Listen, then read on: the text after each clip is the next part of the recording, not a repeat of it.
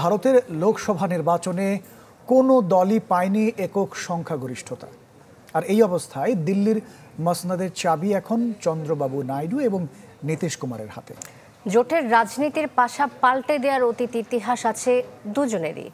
তাদের মন পেতে প্রকাশ্যে গোপনে মোদি রাহুলের জোট শুরু করেছে দর কষাকষি। তবে গুঞ্জন মোদিকে লিখিত সমর্থন জানিয়েছেন নাইডু এবং নীতিশ কুমার।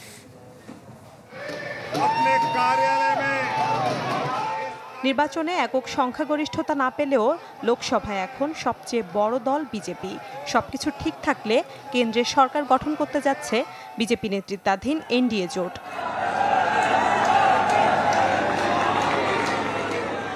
এরই মধ্যে রাষ্ট্রপতি দ্রৌপদী মুর্মুর কাছে পদত্যাগপত্র জমা দিয়েছেন নরেন্দ্র মোদি।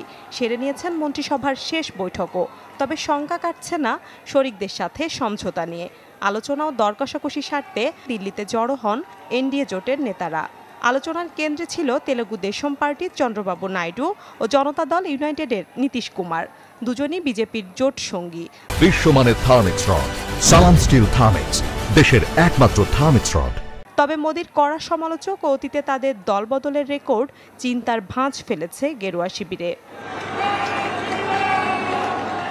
কেবল তেলেগু দেশম ও জনতা দলই নয়, অন্যান্য শরিক দল নিয়েও ভাবতে হচ্ছে মোদিকে। জানা যায় এরই মধ্যে স্পিকার পদের দাবি জানিয়েছে জোটসঙ্গী টিডিপি ও জেডিইউ।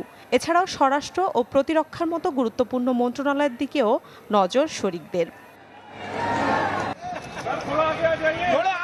এদিকে সরকার গঠনের শেষ চেষ্টা চালাতে দিল্লিতে পাল্টা বৈঠক করেছে ইন্ডিয়া জোটের নেতারাও, যাতে অংশ নেন সমাজবাদী পার্টির অখিলেশ যাদব, আরজেডির তেজস্বী যাদব, উদ্ধব ঠাকরে, শরদ পাওয়ার ও ডিএমকের এমকে স্টালিনের মতো নেতারা।